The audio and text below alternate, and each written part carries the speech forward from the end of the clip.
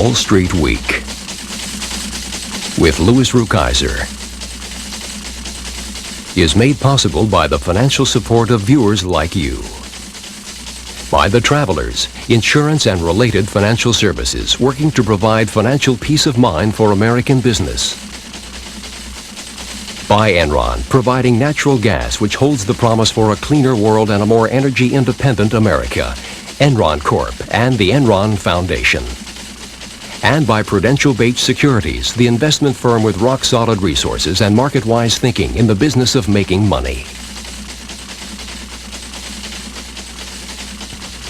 Produced Friday, June 29.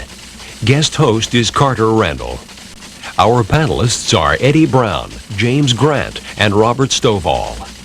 Tonight's special guest is Francis Schott, Senior Vice President and Chief Economist, Equitable Life Assurance Society Company.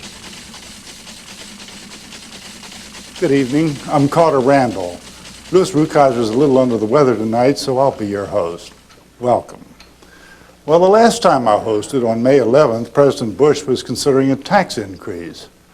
This week is reported that Bush is again contemplating a tax hike to cut a budget deficit that's ballooned to an estimated $160 billion. Maybe I should take a long vacation until this whole mess is straightened out. And speaking of budgets, Donald Trump was put on one. Trump made a last-second deal with his bankers to avoid missing another payment deadline that could have possibly led to personal bankruptcy. But the deal came with a humbling cost, forking over his multi-billion-dollar empire to these same bankers and being restricted to only $450,000 a month living expenses. It just breaks your heart, doesn't it? In the meantime, Nelson Mandela continued to win the hearts of America while Mayor Marion Barry's trials raged on. In economic news, machine tool orders dropped 29% in May, helped by low defense and automotive sales. U.S. car sales were down again in mid-June, extending its slump to 9 months. Existing home sales fell last month, creating the largest backlog of homes for sale in over 2 years, while sales of new single-family homes rose slightly, but they are still over 18% below what they were a year ago. The government's index of leading indicators, which forecasts the economy's health over the next 6 to 9 months, flip-flop again, rising solidly in May after declining in April. Don't tell that to consumers, though. Consumer confidence fell to its lowest in more than 2.5 years, as pessimism abounded. Later tonight, we will meet a man who says there are more important things to worry about. But first, let's see what kind of budgeting Wall Street did in the week just past. The Dow Jones Industrial Average recovered from last week's 78-point loss, gaining each of the last 3 days this week, ending the week with a gain of 23.5 points to close at 2880.69. The broader markets also have a 3-day win streak going to close the week up as well. Our elves are looking a bit more positive on the market, thanks in part to Chief Elf Michael Metz, who went from neutral to bullish, moving the index up a notch to a very exciting dead neutral. The bond market ended its week with a 4-day gain on growing optimism that the federal budget deficit will soon be reduced. The dollar finished down against all major currencies except the Swiss franc, while precious metals rose for the second consecutive week. And the next time you have a party and the guests are late, it may not be the woman's fault, as is the popular notion. According to a survey by GQ magazine, the average man spends 45 minutes in front of the mirror, up from just 30 minutes last year. Jim Grant, what do you see when you look in the mirror? It gets better all the time. Does it really? Well, now, I hope that's true, because at the beginning of this year, you were very pessimistic, and you gave some very good advice, as a matter of fact. You gave people a list of stocks to sell short to back up your pessimism. How are you feeling now? Are you still pessimistic about the market? The stocks have done fine, and I think that is a reflection of the fact that there is a silent but relentless deterioration in things. There is an undertow of contraction in the credit world, and the 80s were about the expansion of credit, and the 90 so far is about its ebbing. And Trump is emblematic of this. Fellows who could get loans automatically suddenly find themselves shut out. It has very, very important consequences for all financial markets, and they're not obvious every day, but it is happening. So you're saying that our problems have a little bit longer than just the short term to go? Oh, I think we are hardly into them. Oh. What would you be advising investors to do with their money as a result then? Well, I think conceptually what the 80s were about was the search for high yields. And I think increasingly as the 90s wear on, what will be made manifest is the desirability of low yields, that is of capital preservation. The ultimate low yield investment is gold. I think that gold will give a good account of itself in time. Treasury bills and things that preserve capital, I think, will come back into their own. Okay, Eddie Dunn, let's preserve a little capital, but let's find out whether you're a bull, a bear, or a Yes. I don't know whatter. Kind of neutral, but I think it's what happens at the margin that counts. And I think at the margin we're going to see some very positive things in the near term. This week, of course, the president talked about the possibility of a tax increase or some method of getting that budget deficit down. And if that goes along, I think the Fed will react favorably, namely perhaps ease a little bit and give us some relief on interest rates. And I think that will be very positive for both the bond market and the stock market. Where do you say the Dow Jones average will be at the end of this year? I think I'd stick with what I had early in the year, somewhere around 3,100. So I think the bias is still up. Also, I also like the action of the stock market this week. We had some disappointing news from two major companies, Caterpillar Tractor, AT&T, yes. and both companies really got hit hard. However, the broad market didn't react very much at all, and I think that's kind of encouraging. Bob, did you like what you saw this week? I think so. I think Ed is right. On the long term, I think Jim makes good points too. But what really impressed me was the way the stock market absorbed what happened to AT&T, Caterpillar, Corning, and Dow, and then the Wall Street Journal had some negative things to say about Time Warner, and the stock went up. It makes you think that when these anticipated down earnings are reported by one company or the other over the next 3 weeks, the market may just keep inching forward right through all that, looking ahead to better earnings sometime later on this year or next year.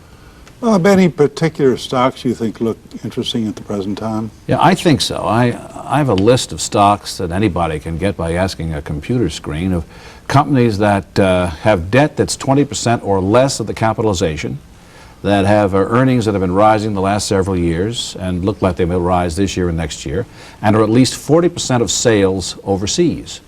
That includes giants like IBM and Minnesota Mining Manufacturing, and also smaller ones like Lauter International, Lubrizol, Avery International. And I think those are the things that people will look for: overseas exposure, low debt, and decent earnings gains. Sounds good, and of course with the caveat that whatever you or any of us say on this program is subject to change from time to time. Pretty good advice. Panelists, it's time to raise the monthly budget of our viewers by answering their questions. And Jim Grant, Robert Wright of Charlotte, North Carolina poses an intriguing question. If we were 1 month away from the crash of 1929, where would you advise him to put his investments? Well, that is a wonderful question, and I think the key to it is understanding whether it is we know. If we knew that something was going to happen, then we could position ourselves with options and never even turn on the television again, let alone work. But if we didn't know, we would have to proceed quite differently, and we don't know. What I would suggest is for anyone, first of all, in view of the risks and rewards out there, more risk, I think, than reward, is to look first, for instance, to his insurance situation and to look to his insurance company. Is the insurance company sound, or is it up to its gills in real estate?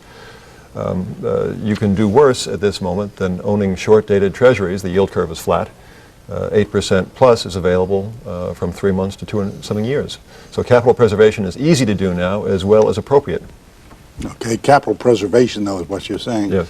Eddie Brown, Art Reynolds of Alliance, Nebraska would like you to explain the underlying assets of a stock. He writes, I read where an analyst said to not buy a stock that sells for twice the value of its underlying assets. And he would also like to know how to go about finding these assets in a stock. Okay, the total assets of a company is a balance sheet item, and it's defined as the liabilities or the obligations of the company plus the shareholders or owners' equity, commonly called book value. Those two items equal to the total assets. The information can be found in a number of places, Value Line, Standard & Poor's reports, which you could probably get from his library. And I think perhaps, I don't know of a particular ratio of a multiple of assets for a company. There are a number of valuation measures like price-earnings ratio, price-sales ratio, price-to-book value, and I think he probably has in mind a measure of price-to-book value. But I wouldn't focus on just a number, because you have to relate it to the industry that the company is in, what other companies like that sell for. For example, companies like Walmart, Home Depot sell for 6 or 7 times book value, whereas some utilities may sell for 1.5, some banks may sell for 50% of book value. So there's not a hard and fast rule. You have to relate it to other similar companies. Okay, Bob Stovall, how would you respond to Michael Adelstein of Lexington, Kentucky, who writes us as follows? In a few years, most cars will have at least one airbag. Then in 1994, cars with airbags will be required to have them for both drivers and passengers. Will you please air the names of some companies that will profit from this inflated demand? Always like questions from my native state. This airbag is already here. Chrysler has them on most of their cars. They haven't helped sales much. But when they're no longer voluntary, the companies that should benefit will be the ones that make the airbags themselves. That's TRW, a giant aerospace and auto parts company, and Morton International, used to be called Morton Thiokol. Both these are large companies, and the airbag business currently is small and break even. Then there's a smaller company listed on the American Exchange called OEA International that makes the activator or the explosion device. And this company has long been discovered. It's about 35 times earnings with no dividends. And that's about it. Okay. Just be safe. Thank you. If you're tired of your broker giving you the same old hot air and your profits need inflating, send your money questions to our bag of panelists here at Wall Street Week with Louis Rukeyser, Owings Mills, Maryland, 21117. That's Wall Street Week with Louis Rukeyser, Owings Mills, Maryland, 21117. Now, before we meet tonight's special guests, let's see what kind of year it's been thus far, economically speaking. Overall growth, as measured here by gross national product, the nation's total output of goods and services, continued to move forward quarter by quarter, as it has in every 3-month period since the recovery began in 1982, with a single exception being the second quarter of 1986. But the advance was clearly slowing. As growth slowed, so did inflation. For the 12 months ending in May, consumer prices rose by 4.4%, a full percentage point lower than the comparable figure a year ago. Further evidence that recession was not yet upon us, at least on a national scale, came in the remarkably steady unemployment rate. Indeed, the number and percentage of Americans holding jobs continued to set records. Though the Federal Reserve Board was under heavy pressure from the White House on down to keep the expansion going by continuing to lower short-term interest rates, the benchmark prime rate has been stuck at 10% throughout 1990. And long-term rates have actually been climbing most of this year. The yield on Treasury bonds in the S&P index is 8.73%, which is about 0.6% higher than it was when 1989 ended. Some other economic problems seem to be getting better. For the third year running, there was a heartening decline in the U.S. trade deficit, with the gap in 1990's first 4 months running more than $5 billion below that in the comparable period a year ago. Even so, it has now been 14 full years since this country had even a single month in which exports exceeded imports. Where do we go from here? Well, it would take a psychiatrist to figure out the government's index of so-called leading economic indicators. The index can't seem to make up its mind in 1990, flip-flopping between good news and bad news during the first 5 months of this year. May's positive signal did confirm that the nation's longest peacetime expansion should last at least until the end of its 8th year. So what's the forecast going to be like for the remainder of the year and beyond? For some answers to these and other pertinent questions, let's go over and meet tonight's special guest, Francis H. Schott.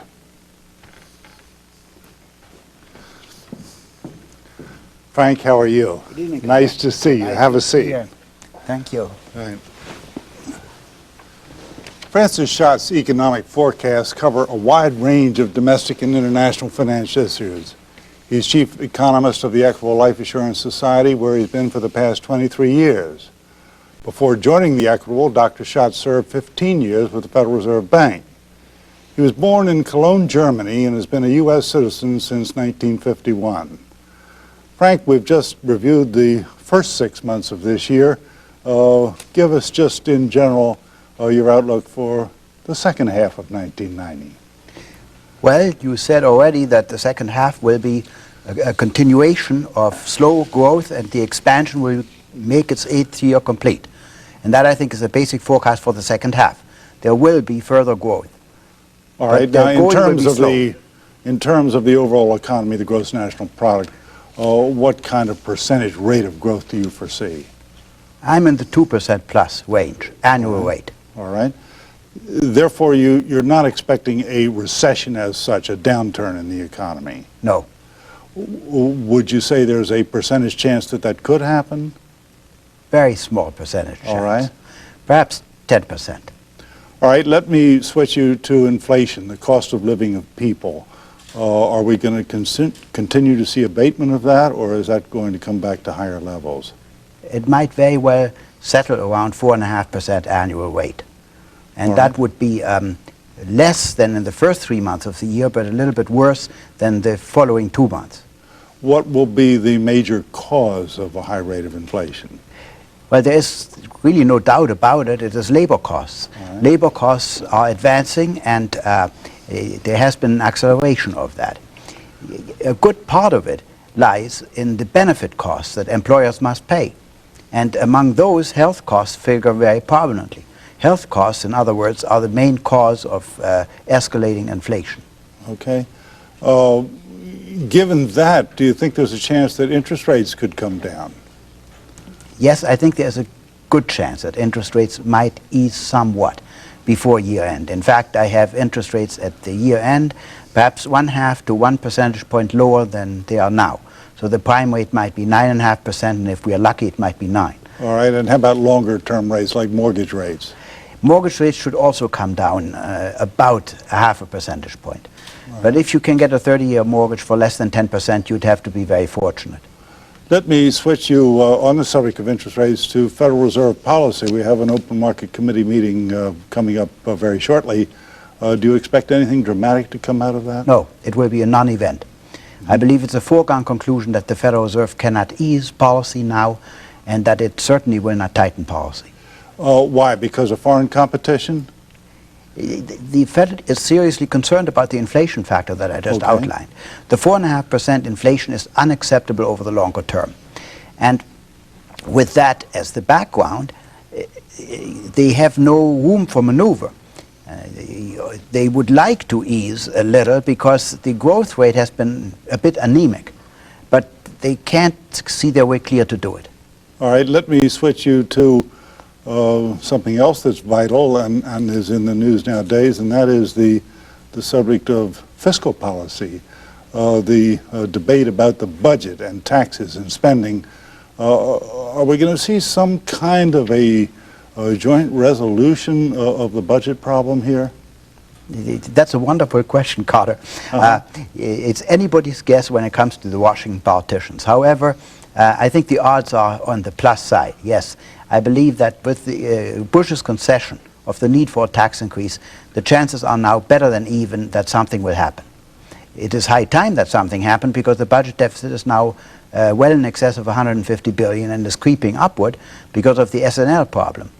But if there is actually a tax increase, say 25 billion or so in an energy tax, something of this nature, then I think the atmosphere will improve, including the atmosphere for a decline in interest rates. Now, if we have big declines in government spending and some increases in government taxation, might not that precipitate an economic downturn in itself? Yes, there is some risk of that. However, there are strong sectors of the economy. It's true that construction and defense are the weak sectors, and probably defense will become weaker yet. But the strong sectors are exports and business capital investment. The U.S., I think, is in the middle of the first time in its history that exports have actually led growth. Exports are a very important component of the growth I foresee for the rest of this year and for next. Frank, a very important sector of this show are our panelists, and let me turn you over to Jim Grant. Frank, not a word about the world beyond. I noticed this morning, turning on my screen, that Japanese 3-month bill rates were 750 something all of a sudden, which is up a lot. Do you have any concern about the condition of the Japanese money market and its effects on the Japanese stock market, and the consequence of that here? Yes, I think that everyone in Wall Street has had that concern, Jim. We have the feeling that the Japanese market is overvalued and that there has to be an adjustment. Now, let me remind you that in the first few months of this year, the Japanese actually did have the experience, for the first time in 10 years, of having their market decline. And the market has come back somewhat, but under the impact of rising interest rates, it probably would have another readjustment. And it seems to have taken that pretty well without major repercussions on their economy. Frank, this is one of the longest expansions on record. Are there any economic laws why it can't continue for a number of years into the future? And what do you think? None whatever. There is no reason why there have to be recessions. Recessions occur when there are major imbalances in the economy. For example, a typical imbalance would be the accumulation of excess inventories, and we have not had that experience just yet. So that's good news. Now, another imbalance would be if the inflation got out of hand and the Federal Reserve would really have to hand it to us. That also is not the case, although there is some concern along those lines. Still another reason would be if the government deficit gets to the point where the Federal Reserve simply has to resist the monetization of the debt. But that also is not quite where it's at. So I think that basically and essentially, since demand is always unlimited and supply is limited, there's no reason for having a recession. Frank, looking at the second half of 1990, 3 or 4 things that could really go wrong would be the end of the George Bush honeymoon with the market and the Congress, now in its 20th month, almost a record. Something going wrong in Perestroika with Gorbachev's power, or a disaffection with his whole enthusiasm over East Europe, which we're seeing with the country funds now dropping below net asset value. Do you think any one of those 3 could be really important the next few months? Well, expectations are being raised about a fiscal agreement, you know, between Congress and administration. And I think these expectations will quickly get to the point where something positive has to happen, or else the markets will be very disappointed. However, that disappointment might be more in the markets, not in the general public. Now, among the other possibilities that you mentioned, by far the most important one is the question of Gorbachev himself. Gorbachev, I think, is the man in the middle in the Soviet Union right now, and his political demise would have very serious repercussions. So we have to hope that Gorbachev can make it through the next period, and that there will be a gradual improvement in the Russian economy, although it's hard to see that that could happen. Certainly that is the major flaw in the redevelopment of Central and Eastern Europe that otherwise would be a good news story.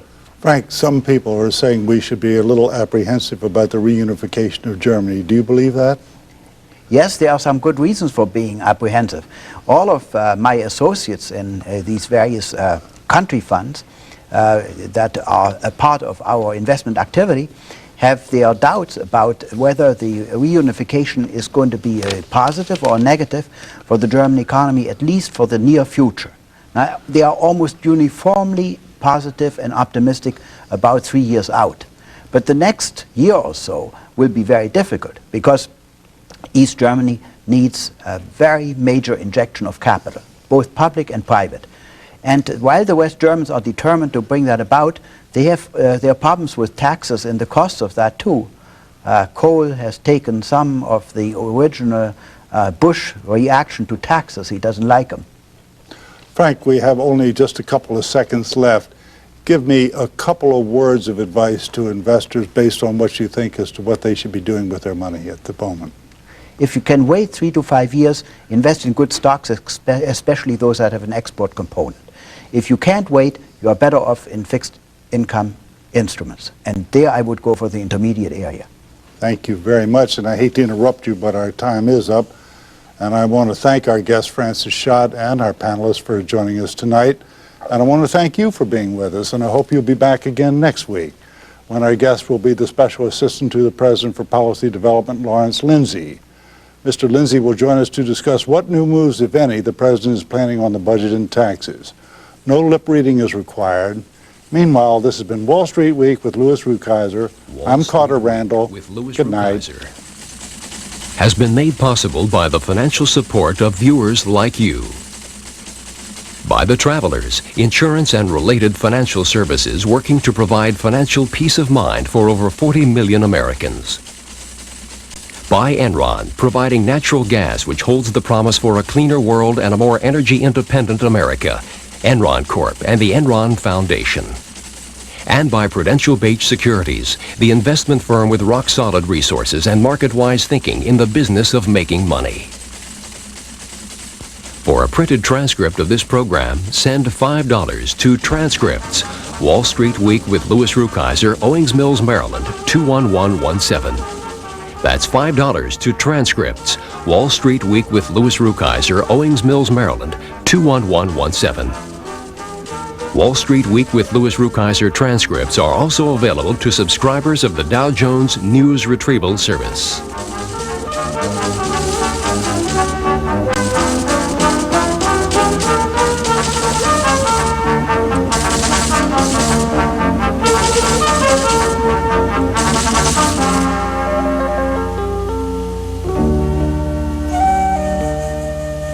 Wall Street Week with Louis Rukeyser is produced by Maryland Public Television, which is solely responsible for its content.